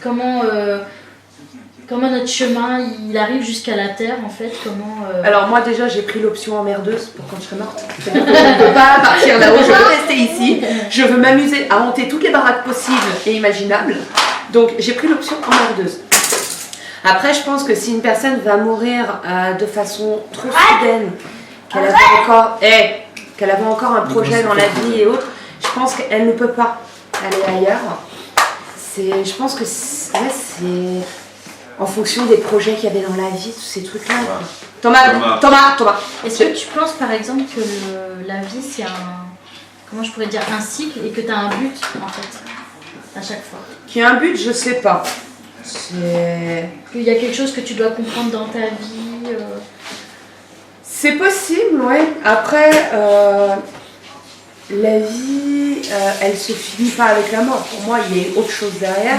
Il y a une autre vie qui commence. La réincarnation, ça, j'ai du mal à y croire. Mais pour moi, c'est pas parce qu'on là actuellement on est dans un corps que notre vie va s'arrêter après. Donc après qu'on ait un but, oui. Donc si la personne reste ici quand elle est morte, c'est peut-être qu'elle n'a pas qu'elle n'a pas atteint son but. Et que même dans sa mort, elle doit trouver à l'atteindre encore. Je sais pas, la mort est quand même un sujet très complexe. Oui. Mais oui, c'est pour ça qu'on manquait dessus. J'ai lu beaucoup de livres dessus. C'est très complexe, mais la chose est sûre, c'est que pour moi, et d'ailleurs c'est le symbole que je me suis tatoué dans le dos, la mort du corps mais pas de l'âme. Donc l'âme Pour toi, part l'âme, vivre ouais. autre chose derrière. D'accord. Et donc pour toi, elle resterait là-haut en fait. Là-haut ou ici, moi je croise les doigts pour rester ici, il faut de la merde. Une question qui va aller avec celle-là. Est-ce que, est-ce que cette expérience-là, donc ce que tu as vu durant cette séance d'hypnose et tout ça, est-ce que ça a changé tes croyances? J'avais déjà tendance à croire en la vie après la mort, qu'il y avait des choses qu'on ne peut pas expliquer. Mais alors depuis maintenant, c'est même plus une croyance, hein, c'est une conviction. Ouais. Ah oui, j'en suis convaincue. Hein. Est-ce que, même au niveau religieux, je sais pas, est-ce que... Alors, religion, par contre, qui est un... Je ne peux froisser personne. Ah non, mais... Non, mais on sait jamais. Hein. Les personnes qui regardent la vidéo, je ne peux froisser personne. Mais la croyance en Dieu, Bouddha, Allah et compagnie, non. Ça, j'y crois absolument. Et même avec l'expérience que tu as vécue, tu n'y croiras pas? J'y croirais pas. D'accord. Je peux pas croire qu'un homme ait décidé de créer un homme et que ce petit bonhomme il vivait tout nu et que d'un seul coup, à partir de la côte du monsieur, il a créé une femme qui vivait à poil aussi. Déjà une femme de base, c'est tout le temps complexé, ça ne peut pas vivre à poil. C'est pas possible. Ou alors c'est que la femme elle est hors norme. Non, ça j'y crois pas. Mais la vie après la mort, qu'il y a des choses qui se passent avec notre âme, notre subconscient et autres, ça oui. Mais D'accord. Jésus, qui reste là-haut, hein, qui continue à transformer son eau en vin, c'est très bien. Mais qui m'en fasse profiter dans ce cas-là. Mais ça, non. La religion, non. On a essayé de m'emmener à l'église. J'étais avec le MP3. D'accord. Les chants religieux, c'est pas pour moi. Après, il y a certains aspects de la religion. Comment? Ah, par contre, le gospel, on y va quand tu veux. Alors là, il n'y a pas de problème. Après, il y a certains aspects des côtés qui vont être dits religieux qui vont m'attirer. Tout ce qui est celtique. Parce que c'est associé aux druides, tous ces trucs-là. Là, ouais. Les légendes, tout ça, t'aimes bien? Toutes les légendes, ouais. Tout ce qui est... Là, on m'a conseillé hier d'aller voir la forêt de Brocéliande. Et j'ai bien l'intention d'y aller. Conseil aussi. J'avais aussi une autre question. Parce que tout à l'heure, tu nous disais que tu avais donc des capacités médiumniques. Ouais. C'est ça. Est-ce que tu entends? Je ne vois pas. Donc j'entends et je ressens. C'est pas médium. Non, mais c'est pour ça que j'aime pas. Voilà, c'est clairaudient. En général, les gens m'appellent médium. Moi, je déteste ce terme-là. Je préfère dire que je suis plus sensible au niveau des ressentis que la plupart des gens. Et le principal ressenti que j'ai, je le déteste, c'est que je ressens la mort avant qu'elle arrive. D'accord. Je me souviendrai toujours, la première fois que ça m'est arrivé, j'avais 15 ans. Enfin, la première fois que j'en ai vraiment eu pleinement conscience. J'étais assise chez mes parents et mon grand-père, en fait, est décédé en se faisant percuter par une voiture. Le mec l'a percuté, l'a laissé pour mort sur la route. À l'hôpital, on a essayé de le soigner. Il a eu le fameux regain. Cette putain de saloperie de regain qui donne l'espoir à la famille en disant « Ah bah ça y est, il va mieux ». Donc il était assis dans son fauteuil, il mangeait à nouveau tout seul à l'hôpital. Et j'étais assise, moi, dans mon canapé chez mes parents. Mes deux frères étaient là. Ma mère était partie voir son père à l'hôpital. Et j'ai regardé mes deux frères dans les yeux. Je fais « Maman, elle va nous appeler, papy, il est mort. » Ils m'ont regardé, ils ont fait « Vas-y, arrête tes conneries, quoi. » Je dis « Si, papy, il est mort. » Il me dit « Mais non, il va bien, il mange tout seul dans le canapé, enfin dans son fauteuil à l'hôpital. Les médecins sont confiants. » « Non, il est mort. » « Comment tu sais ? » Je le sens, là. Il y a quelque chose ici. Il est mort. Ils m'ont dit, vas-y, mais arrête tes conneries, espèce de Satan. Donc, ce jour-là, ils sonnaient comme ça. 3 minutes après, le téléphone il sonnait, c'était ma mère qui nous annonçait le décès de mon grand-père. D'accord. De ce jour-là, mes frères, ils m'ont regardé de travers. Pareil pour mon deuxième lapin. Pareil donc, pour ma grand-mère, où j'ai avancé le mariage d'1 an parce que je sentais que 25 juin 2012, ça sentait mauvais. La preuve, elle est morte le 12 juin 2012. Heureusement que je me suis mariée 1 an avant. Et elle est morte de la plus belle des morts. C'est-à-dire que là, vraiment, rien ne pouvait le prévoir. Elle a dit à ma tante, je vais faire ma sieste, elle est morte dans son sommeil. Le cœur s'est arrêté. D'accord. Donc, on avait beau me dire, ouais, mais elle est en bonne santé, tu vas voir, elle va durer. Non, elle est morte. D'accord. Et du coup, ces ressentis-là, je préfère les garder pour moi parce que, déjà, le surnom qu'on m'a donné, Ghost Whisperer, je n'en veux pas. Je suis pas là pour aider ceux qui vont mourir, les empêcher de mourir. S'ils doivent mourir, c'est que c'est leur heure. Point. C'est dégueulasse quand c'est un enfant de 6 mois qui doit mourir, un enfant de 4 ans, plutôt qu'une personne de 80 ans qui a bien profité de sa vie. Ouais, c'est dégueulasse. Mais si la mort doit frapper à ce moment-là, c'est qu'il y a une raison. Quand c'est un enfant, je dirais peut-être. Quand c'est un enfant, ouais, ça pourrait. Mais je suis pas là pour dire à la famille, attention, je suis plutôt, en général, quand je vais voir que c'est un enfant, je vais plutôt m'arranger pour avoir un contact avec la famille et leur dire juste, vous savez, c'est important de dire aux gens qu'on les aime. Et à ce moment-là, je sais pas pourquoi, les gens ils vont bêtement commencer à se parler un peu plus, à se dire je t'aime. Et c'est déjà arrivé que j'en parle avec un couple qui avait une fille avec qui ils étaient en conflit, on en discutait, parce que moi j'étais copine avec la copine de la copine de la copine. Et je leur disais, vous savez, c'est l'adolescence. Je dis, c'est pas pour autant que votre fille vous l'aimez pas ou qu'elle vous aime pas. Du coup, ils ont commencé à se parler un peu plus. 3 mois après, la fille elle s'était tuée en scooter. D'accord. Et ils m'ont dit merci parce que du coup, quand elle est partie, on n'est pas parti sur des mots genre ouais, vous me faites chier, de toute façon je vous aime plus, vous êtes mes parents mais je veux plus vous voir, vous me comprenez pas. Non, ils sont partis sur des mots où ils se disaient qu'ils s'aimaient quoi. Et je vais plutôt les amener à dire ça plutôt que de leur dire hey, ta fille elle va crever dans peu de temps, profite-en pour lui dire je t'aime. Non, je vais y aller de façon plus subtile, mais en général j'évite parce que les gens ils comprennent pas. Et du coup, cette capacité-là, parce que moi j'appelle ça une capacité, qu'est-ce que je voulais dire, tu l'as eu plus avant ton expérience? Non, après. Après. Après. Tu l'as déclenché, enfin, ça s'est déclenché après. Et du coup, cette capacité-là, parce que moi j'appelle ça une capacité, qu'est-ce que je voulais dire, tu l'as eu plus avant ton expérience? Non, après. Après. Après. Tu l'as déclenché, ça s'est déclenché après. Je l'ai ressenti tout de suite. J'ai senti qu'il y avait quelque chose tout de suite après mon accident. Et j'ai pleinement pris conscience de ce que c'était et de comment l'utiliser après mon hypnose, parce que j'en ai parlé avec l'hypnothérapeute. On en a parlé ensemble parce que lui, donc, il était très ouvert là-dessus aussi. Et je me suis rapprochée de personnes qui croyaient en ces choses-là et qui m'ont aidée du coup à ne plus vraiment voir ça comme une tare. Même si encore de temps en temps il m'arrive de prendre ça comme une tare quoi. Quand j'ai un ressenti en pleine nuit, qu'il est 3h du matin, que j'ai qu'une envie c'est dormir parce que j'ai fait la fête toute la soirée, ouais c'est une tare là. Quand je fais de l'urbex, que je vais dans certaines maisons, que là je suis envahie de ressentis et que je pense qu'il y a une seule chose plutôt que de faire les photos ou de faire les photos avec ma gazeuse lacrymo parce que j'ai qu'une angoisse c'est de tomber sur quelqu'un parce que je suis pas bien, là ouais c'est vu comme une tare. Mais bon, en général, je le vis assez bien, même quand mon fils il me dit « Maman, il y a un fantôme là !» Ouais, attends, je vais aller lui botter les fesses et puis il va partir. Parce que ton fils... Le petit dernier, ouais, il me le dit souvent. D'accord. Et donc tu penses qu'il aurait des capacités comme toi? J'en sais rien. Je sais que quand on est enfant, on ressent plus les choses, on est plus une éponge. Donc... c'est plus facile de ressentir les choses. Je sais que l'aîné n'a jamais rien ressenti, n'a jamais rien fait de tel. Il a quel âge aussi? Le petit a 3 ans. D'accord. Ouais, donc il est assez jeune encore. Ouais. Et régulièrement, il me fait « Maman, il y a un fantôme là !» Et tu le sens qu'il y a... Il m'est arrivé, ouais.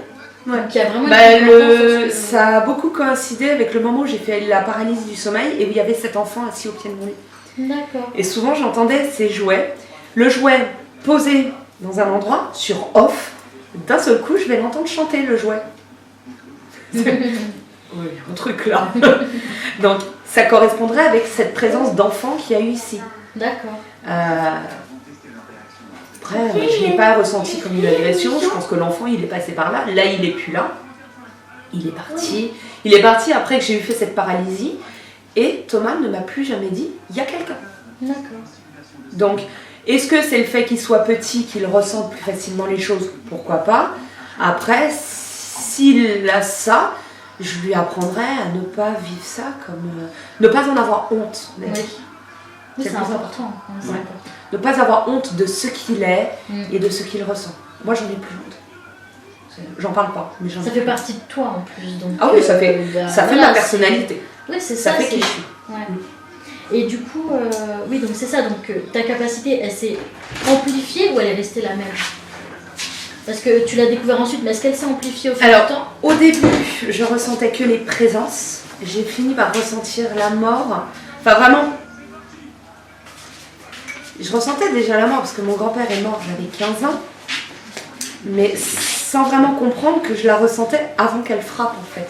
Maintenant, en fait, j'ai conscience de ce que c'est réellement. Que j'ai conscience de quand elle va frapper, mais il faut vraiment que j'ai déjà eu un contact avec quelqu'un, que je l'ai croisé, que j'ai déjà parlé avec. C'est-à-dire qu'un voisin à qui j'ai jamais parlé, je vais pas lui dire hey, c'est bientôt ton heure. Non. Et lui, je n'ai rien ressenti. Il faut vraiment qu'il y ait eu un lien créé avec une personne. Qu'est-ce que tu fais? Mais non, j'ai pas l'impression que ça augmente. J'ai l'impression vraiment qu'il faut que ce soit les personnes autour de moi. Donc quand c'est vraiment ressentir leur présence, j'ai l'impression qu'il faut que ce soit eux qui acceptent que je les ressente. D'accord. C'est-à-dire qu'il y a des endroits que je ne vais pas accepter. La fameuse maison où j'ai été de nuit, là, les présences, je les ressentais. Hein. Parce que monsieur, il me faisait clairement comprendre qu'il ne voulait pas que je sois là. Et madame me faisait comprendre, si, reste. Parce que quand tu es là, il me fout la paix presque. Donc on sentait vraiment que c'était un appel au secours. D'accord. Donc que ça augmente, non, mais ça varie en fonction de comment est-ce qu'on veut me faire ressentir les choses. D'accord. C'est même assez perturbant parce que je sais jamais comment je vais le ressentir. Et il y a des moments, ça va être à en pleurer. Dans la maison d'ailleurs, il m'est arrivé de pleurer. Donc c'est très empathe. Ouais, un peu trop. D'accord. Ok. Bon bah écoute, merci pour ton témoignage. Merci. Et puis au prochain.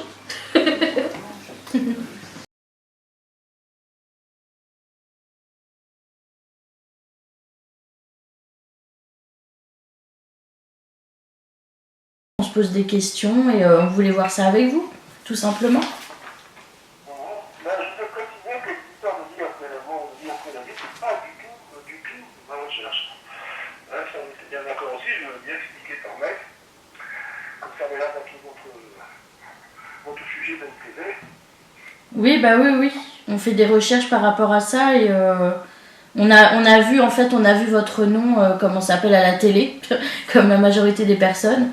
Donc c'est pour ça qu'on se permettait en fait de vous contacter, quoi. Ok, mais moi, je m'intéresse, ce n'est pas vraiment les langues aux gens qui les ont vécues. Ce qui n'a rien à voir avec les intérêts du public à qui on fait croire que ces gens-là sont des espèces d'ambassadeurs de l'au-delà ou des spécialistes de la c'est totalement faux et refuse complètement qu'on les utilise dans ce sens. Voilà. D'accord, donc... Voilà, le grand public qui pose des questions, il y a des petits malins qui vendent des bouquins, qui font des conférences dans ce sens, qui ont beaucoup de succès, parce que bon, quand on utilise les angoisses des gens, évidemment, ça rapporte. Voilà, c'est pas mon truc. Moi, je fais une recherche scientifique, j'essaie d'organiser des réunions pour permettre les gens qui ont vécu cette expérience, et c'est des gens qui se retrouvent. Imaginez que vous allez sortir d'un concert, vous allez souffler par la musique et tout ça, vous allez bien partager ce que vous avez entendu, et puis quand vous sortez, vous essayez d'en parler autour de vous, puis vous vous rendez compte que les gens autour de vous sont tous sourds, qui ont vraiment entendu la même musique, ils ne savent même pas ce que c'est. Donc vous finissez vite par monter, il y a ça pour vous, et nous on essaye de faire rencontrer des gens qui connaissent tous la musique. Ça va permettre de parler entre eux des choses. D'accord. Avec des personnes qui savent de quoi ils parlent, donc ils n'ont pas toujours les mots. D'accord. Donc vous, en fait, c'est plus, comment je pourrais dire ça, c'est plus un accompagnement de ces personnes-là, finalement? De ces personnes qui ont vécu une EMI? Voilà, on essaie de les aider, de les écouter. On leur transmet un questionnaire qui est très complet, parce qu'on fait une recherche sérieuse là-dessus. On a publié plusieurs articles dans des revues de haut niveau. Voilà, parce qu'on essaie de faire avancer les choses, pas de vendre de la suite. Voilà. D'accord. Et donc j'ai une question pour rebondir là-dessus, parce que c'est vrai que bon, nous, par rapport à notre projet, donc on a cherché des témoins, donc des personnes qui auraient vécu des expériences de mort imminente. Et en fait, on s'est rendu compte qu'il y a pas du, enfin, il y a énormément de personnes qui en vivent, mais il y en a très peu en fait qui veulent se confier sur ce sujet. Donc, est-ce que vous pensez que, enfin, je sais pas, vu que vous les côtoyez assez régulièrement, est-ce que c'est assez tabou à en discuter avec d'autres personnes ou est-ce que c'est la peur? C'est pas ça, mais c'est tellement mal compris. Si vous voulez, quelqu'un qui a vécu ça, je vous dis, quand il se réveille, il essaie d'en parler au médecin, au cardiologue, au pompier, et puis à sa femme, à son mari, et puis à son entourage, et tout le monde les regarde avec des grands yeux, en les prenant un peu pour des hallucinés. Bon, un peu moins maintenant, parce qu'on a réussi à faire prendre ça au sérieux, mais donc la plupart des gens qui sont contactés ont vécu leur expérience il y a entre 10 et 30 ans. Ils mettent très très longtemps à se décider. D'accord. Parce que c'est pas parce que c'est pas vous, mais c'est parce qu'ils savent très bien qu'on va pas les écouter, qu'on va pas les comprendre, qu'on va les juger, et c'est pas la truc quoi. Voilà. Et c'est une expérience intime, c'est souvent la plus belle expérience de leur vie, et c'est pas quelque chose qui va le mettre comme ça en sachant qu'elle va pas être compris. D'accord. Donc c'est normal qu'ils soient très très réticents. Cette ligne était comme ça, et ça se comprend, vu ce qu'ils ont vécu, ils savent très bien que ça ne va pas être compris. Je vous dis, si essayez de parler de musique à des sourds, vous allez vous écouter, Oui, c'est vrai. vous parlez, ça sera Oui, c'est vrai, d'un sens, vous avez raison sur ce point-là, quoi. Mais c'est vrai que du coup, quand on s'est rendu compte de ça, bah, c'est vrai que c'est quand même impressionnant le nombre de personnes qui vivent ces expériences et qui, au final, bah, en effet, c'est une expérience qui est hyper intime et qui en parle très peu, quoi. ben oui, c'est une expérience qui est relativement courante, qui est perdue maintenant, hein, les scientifiques et les médecins savent que ça existe, après on n'a pas d'explication. D'accord. Les plus sceptiques admettent que c'est une expérience qui n'a aucun problème sur ce plan-là. Maintenant, ça fait l'objet de recherches et tout à fait ça. Je ne sais pas si vous avez un coup d'œil sur le site de mon association. Si, un petit peu. Dans l'article que j'ai publié tout seul en collaboration avec les commissions de groupe des Liège. On fait une recherche très sérieuse là-dessus. D'accord. D'accord.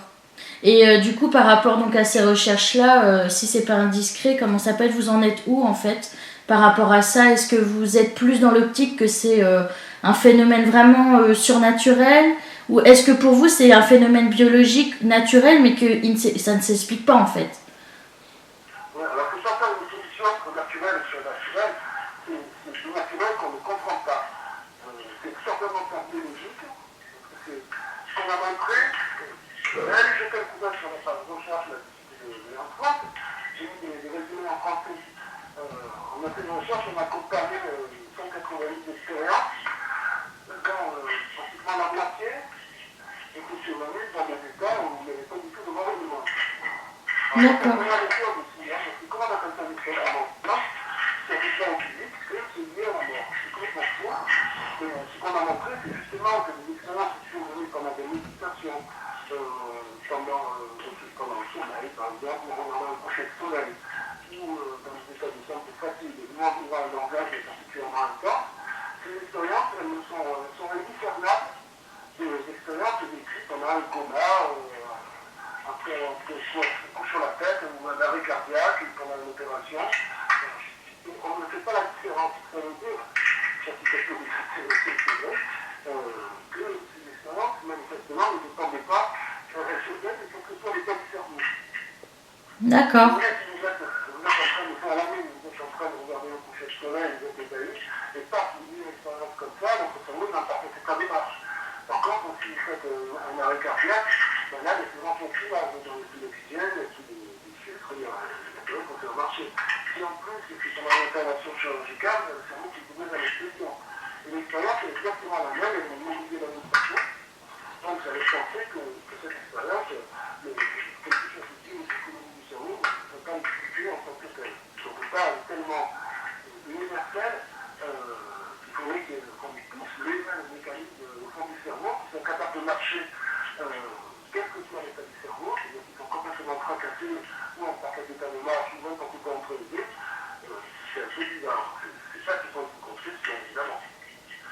D'accord. Le mot surnaturel n'a rien à voir. En fait, c'est paranormal. C'est-à-dire que c'est quelque chose qui existe, qui est fréquent, qui est très très similaire d'une personne à l'autre, quelle que soit sa culture, quel que soit ses antécédents, quel que soit ses croyances. Mais comme vous pouvez dire, on n'a pas d'explication. Donc, D'accord. c'est quelque chose qui fait partie de la nature, des lois de la nature, et qu'il faut explorer pour faire avancer les lois qu'on n'est pas encore, tout simplement. D'accord. C'est de l'imagination absolue, de l'art, si vous voulez. Bah, en fait, nous, on se pose des questions par rapport à ça, parce que c'est vrai qu'il y en a beaucoup qui disent que c'est paranormal, que c'est surnaturel et tout ça. Et nous, on dit souvent qu'en fait, le paranormal, c'est naturel au final. Et comme vous l'expliquez très bien, oui, c'est quelque chose de biologique et tout ça, mais qu'on n'arrive pas encore à bien définir, quoi. Et d'un sens, c'est normal. Ça ne dépend pas forcément de la biologie, parce qu'on l'a connu justement, on ne peut pas expliquer ça, mais c'est qu'on connaît. Le cerveau, c'est un organe biologique qui a besoin de conditions précises pour fonctionner. Il faut de l'oxygène, il faut du glucose, il faut Ouais. à une température correcte, donc ça dépend de beaucoup de choses. Et il suffit de boire 2 cafés ou 2 whisky pour voir que déjà ça change complètement sa façon de fonctionner. Donc, le fait que ces expériences soient exactement les mêmes, au cerveau bourré de volume ou l'arrêt cardiaque ou en état normal, ça laisse penser que la biologie du cerveau n'a pas grand-chose à voir. Alors donc ça pose des questions. Je ne sais pas si c'est ça, hein. Donc je ne cherche pas forcément à trouver une mix, ça soit biologique ou non, mais ce qu'on a comme mix jusqu'à présent, on a posé qu'il faut chercher un moment méthodologique. D'accord. Ok. Après, tout ce que vous pouvez appeler paranormal, à partir du moment où il y a des expériences vécues par des gens qui sont suffisamment répétées et similaires pour considérer qu'elles existent, bon, on appelle ça paranormal parce que ça sort du normal qui est connu, mais c'est un faux mot, si vous voulez, c'est du normal qui n'est pas encore compris. Donc, Oui. ça fait partie de la nature, c'est partie des lois de la nature, mais il y en a qu'on ne connaît pas encore. Hein. Ça, c'est évident. Ah bah oui. Oui, c'est sûr, oui. D'accord. Alors, du coup, j'aurais, comment ça s'appelle, une petite question, enfin, même si c'est plus un...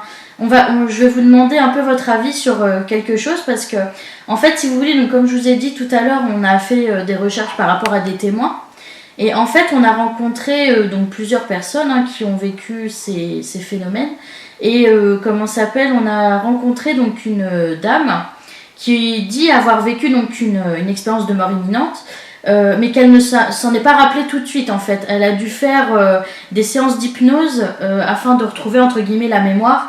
Mais elle avait toujours ces sensations olfactives et corporelles, comme si elle ressentait du froid, comment je pourrais dire, du froid dans son dos, elle sentait des odeurs, elle avait toujours une voix en tête. Et en fait, c'est en faisant donc des séances d'hypnose qu'elle s'est souvenue de son expérience de mort imminente. Et c'est vrai que ça nous a assez surpris en sachant que la majorité des personnes ils disent s'en rappeler immédiatement quoi. Et du coup je voulais savoir, est-ce que vous avez déjà eu ce genre de cas vous avez déjà eu affaire à ce genre de personnes qui se rappellent pas tout de suite de leur expérience? Ça peut arriver que ça revienne après. Ensuite, je me suis pas mal de l'hypnose parce qu'on peut dire qu'il faut souvenir ça l'hypnose. C'est très facile. Et donc, une expérience qui revient sous hypnose, il faut jouer, je ne sais pas, envoyez-moi sur témoignage si vous voulez. Je vous dirai ce que j'en pense. Parce qu'en plus, pendant ces expériences, en général, il n'y a pas de sensation corporelle ni olfactive, justement. Il y a une sensation globale, mais même pas de la vision ou de l'audition, c'est quelque chose de beaucoup plus complet que ça. D'accord. Et que le cerveau réinterprète après, parce que ce qui concerne l'environnement, le cerveau va le classer dans quelque chose qui a été vu. Et ce qui concerne la communication, on va considérer que ça a été entendu, mais en fait, c'est comme la question aux gens, ils n'ont pas vu ni entendu, ils ont perçu quelque chose de beaucoup plus global. Ils ont réinterprété après. Mais pratiquement, il n'y a jamais de sensation olfactive ou corporelle. Après, est-ce que c'est pas propre à chaque personne, ça je sais pas, parce que c'est vrai qu'elle nous a expliqué dans ce sens-là, donc je sais pas trop comment l'interpréter. Bon, après, je ne peux pas juger son témoignage, c'est un problème. Oui, bah oui, c'est... Voilà, ça arrive que les souvenirs reviennent après, d'un coup, comme ça. D'accord. Des fois, voilà, on ne sait pas tellement pourquoi, mais en général, c'est vrai que... alors après, il y a une autre caractéristique de ces expériences qu'on a étudiées, il y a pareil, il y a un article que vous verrez, il y a des étudiants en santé, c'est que c'est... dans mon bouquin, j'en ai commencé là-dessus, en tout cas, il y a un chapitre là-dessus, c'est que le souvenir ne se fait que jamais. C'est des gens qui ont vécu ça, quand ils y repensent, c'est comme si ça m'est arrivé. D'accord.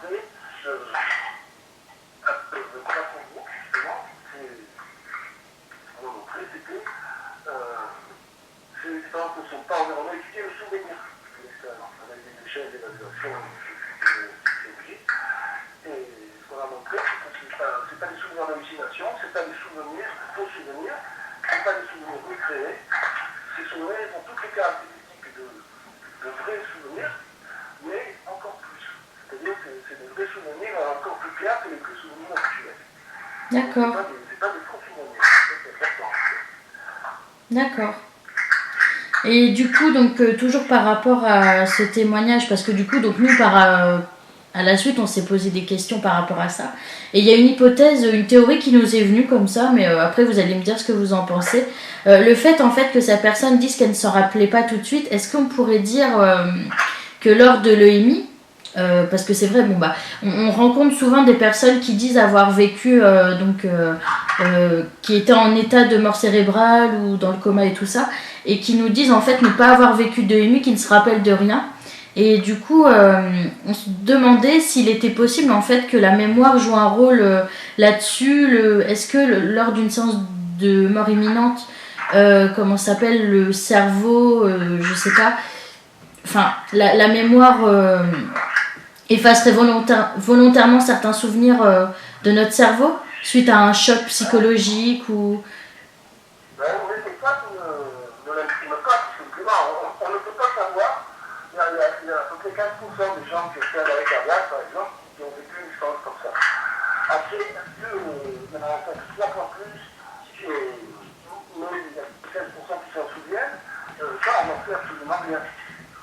Parce que, de toute façon, le simple fait que cette expérience soit mémorisée à un moment où le cerveau n'en est pas capable, ça, c'est une énigme supplémentaire. D'accord. De toute façon. La mémoire, a priori, elle est dans le cerveau, elle est dans le mémoire, mais dans notre culture. Et quand le cerveau ne peut pas fonctionner pour des raisons physiologiques, on ne comprend pas comment l'expérience peut être mémorisée et surtout l'être si clairement, au point que le souvenir ne s'en est pour jamais. C'est une sacrée question. Alors après, tout le monde vit une expérience comme ça, elle peut traiter de dans la vie, parce qu'il y en a qui ne s'en souviennent pas, et il y en a qui mettent des barrières, on n'en sait rien par définition, puisqu'on ne sait que celles dont les gens parlent. D'accord. Oui, parce que c'est vrai que c'est la question qui nous est venue tout de suite, quoi, l'histoire de cette mémoire-là. Du coup, est-ce que... D'accord. Bon. La mémoire de personne, c'est important, bien sûr. C'est une grosse question, mais donc on ne peut pas brancher les mémoires philogènes pour la faire cracher. Oui, bah oui, oui. Oui, c'est sûr, oui. D'une façon, le moyen, c'est de nous faire parler. Ça marche pas. Non, bah non, c'est sûr, oui. D'accord. Donc j'aurais une dernière question, puis après je vais vous laisser tranquille si vous voulez. Comment ça s'appelle donc mon ami, il est très sur les voyages astro et tout ça. Et sa question c'était est-ce que vous pensez que la décorporation, lors d'une séance, d'une expérience de mort imminente, est-ce que la décorporation est une forme de voyage astral? Alors, a priori, ça n'a rien à voir. D'accord. Sur le site de Nantes, il y a tout un article là-dessus. Il y a des expériences qu'on appelle les voyages astrales, dans 99% des cas, c'est une expérience interne. C'est quelque chose qui survient quand on s'endort ou quand on se réveille, à un moment où la conscience reste éveillée alors que le corps est débranché. D'accord. Là, on peut avoir l'impression de voyager, mais en fait, on voyage quand ça passe en mémoire. Et il y a de grosses différences. D'abord, c'est que le voyage astral, par des gens qui font ça pour s'amuser, mais de façon très répétitive. Il n'y a aucune des caractéristiques de l'expérience du mort imminente. Ce qui est perçu pour une expérience du mort imminente, quelqu'un qui dit, je ne sais pas, une réanimation cardiaque, ce qu'il va vous décrire, c'est les appareils utilisés, c'est les gestes de l'équipe, et ça correspond toujours à la réalité. Mhm. Voilà, c'est pas forcément courant, mais dans ces cas-là, c'est courant. Quelqu'un qui est décarcéré par les pompiers, ils ont décrit les gestes des pompiers, les gens qui étaient présents et tout ça. Donc, dans un cas, il n'y a pratiquement jamais de perception objective, c'est-à-dire que c'est quelque chose que la personne ne pouvait pas connaître. Mais par contre, on a très souvent des éléments un peu farfelus, c'est-à-dire on est dans sa chambre, le métier c'est déjà il n'y a pas de meubles. Vraiment, les meubles sont mis, puis j'ai regardé dans la cour, il y avait des bouteilles, voilà, des choses comme ça. Je veux dire, c'est pas du tout les mêmes mécanismes. Il ne faut surtout pas les confondre parce que ça donne du grain à moudre justement aux gens qui sont sceptiques, qui disent mais non, les changements lunaires, c'est ce qu'on appelle des paralysies du sommeil. Oui, il y en a qui avaient émis cette hypothèse-là, oui. Oui, c'est vrai, oui. C'est un phénomène qui est bien connu, c'est neurologique, c'est pas pathologique, c'est même assez fréquent, mais ça n'est pas du tout la même chose que les changements lunaires, même si ça ressemble plus ou moins. Oui, bah oui, c'est vrai, oui. D'accord. Parce que c'est vrai que on en parlait, puis il me disait, au final, les voyages astro, on sort de notre corps, donc la décorporation, ça doit être pareil. Donc c'est pour ça que je vous posais cette question-là. En plus, il y a une différence aussi, tout simplement, c'est que le voyage astral, on y est éveillé et on sort, on a l'impression de sortir de son corps. Dans les changements lunaires, les gens sont dans le coma, franchement toujours, ils sont inconscients, pour une raison ou pour une autre, pour n'importe qui autour d'eux, ils sont inconscients. Et ils reprennent conscience, ils sortent hors de leur corps. À aucun moment, ils ont l'impression de sortir de leur corps, puisqu'ils ne sont pas conscients dans leur corps. Parce que dans une autre, leur corps, ils ont bien couché la tête, ils sont dans le cardiaque, ils sont dans le coma, et voilà. Donc, déjà, c'est une différence fondamentale. Et je vous répète, après, mis à part cette impression de déconformation, ça n'a rien à voir. D'accord. Il faut bien savoir que quand on fait des bouquins qu'il faut vendre sur les changements lunaires, il y a une personne sur, je sais pas, sur 100 000 qui a vécu des changements lunaires, et il y en a une qui a vécu des voyages astro. Donc, on les fait clamer c'est la même chose, on peut les vendre sur plus de bouquins. D'accord. Ça fait quoi donc que les collègues avec les gens concernés. Donc, je pense que vous parlez comme un bon moment. D'accord. Non, c'est vrai que pour avancer les choses, il faut être strict, il ne faut pas tout mélanger. Ah non, mais... Même pour un médecin, déjà, quand quelqu'un vient avec une angine, il faut savoir si l'angine est virale, ou si c'est bien, ou si c'est un cancer de la mort, ou si c'est... Il y a 36 possibilités. On fait ce qu'on appelle un diagnostic différentiel. Pour les expériences de mémoire, c'est pareil. Les expériences peuvent ressembler de loin, et il faut faire attention à ne pas mélanger quelque chose qu'on connaît bien, qui est expliqué parce qu'on sait du fonctionnement du cerveau, et les expériences de mémoire, elles ne sont pas explicables parce qu'on sait du fonctionnement du cerveau. D'accord. Oui, bah oui, non, mais vous avez raison de le préciser. Hein. C'est fondamental. Là, on mélange tout et on n'avance pas. Oui, bah oui, d'accord. Bon, c'est bien. Merci en tout cas d'avoir répondu à ces questions parce que on était presque désespérés là. Non, mais moi, ce qui m'énerve, c'est quand on va mettre ça sous l'angle vie après la vie, parce que je dirais utiliser les angoisses des gens pour leur vendre des conférences, des bouquins, tout ça, alors que non, c'est rien, c'est beaucoup plus compliqué que ça. C'est beaucoup plus intéressant aussi que ce qu'on croit, y compris sur ce plan-là, on va en parler pendant des heures, mais voilà, il ne faut pas simplifier les choses parce que ça fait une espèce de baobab qui marque tout le reste. Les gens qui ont vécu cette expérience, il faut savoir qu'ils changent complètement la plupart du temps. Ils reviennent, ils ont des changements de valeur, ils se foutent complètement dans leur fric, dans leur pouvoir, d'avoir réussi entre guillemets dans la vie, d'avoir une belle montre à 50 ans, enfin ce que vous voulez. Ils se retrouvent souvent plus dans leur entourage, parce qu'ils n'ont plus les mêmes valeurs, et les valeurs qu'ils ont, c'est plus de l'altruisme, c'est de l'amour. Bah oui. La question qu'on pose, c'est fondamental, c'est comment as-tu aimé? C'est tout. Il me dit, c'est fait pour apprendre à aimer. Ça, c'est pas vraiment... Oui, bah oui. Voilà. Oui, c'est vrai. Il y a des tas de choses comme ça qui sont fondamentales, des changements qui se produisent ces gens-là. Ils comprennent le sens de la vie, ils ont une notion du sens de la vie qu'ils n'avaient pas avant. Il n'y avait plus du tout de dogmatique, que ce soit de religion, la politique, n'importe quoi, c'est même qu'à penser par eux-mêmes. Tout ça, on n'en parlait pas, parce qu'on parle de vie après la vie, alors que ces gens-là, ils ont des tas de choses à nous apprendre.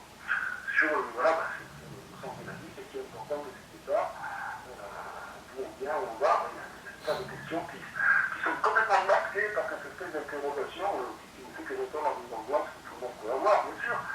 Et dans la mesure où la mort, c'est quelque chose de définitif, jamais personne n'est revenu de la mort. Ça n'existe pas. Par définition, la mort, c'est irréversible.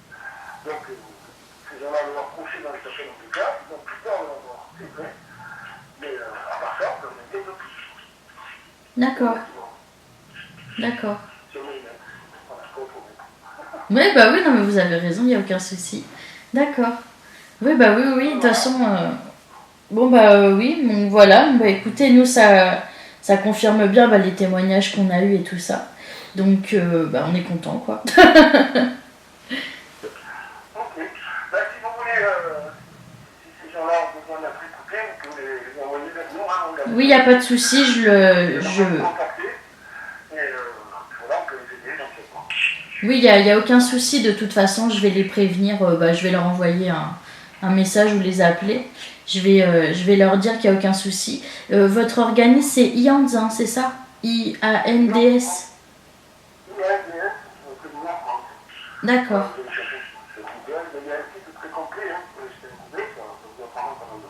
D'accord. Ok. Bon, bah merci beaucoup en tout cas.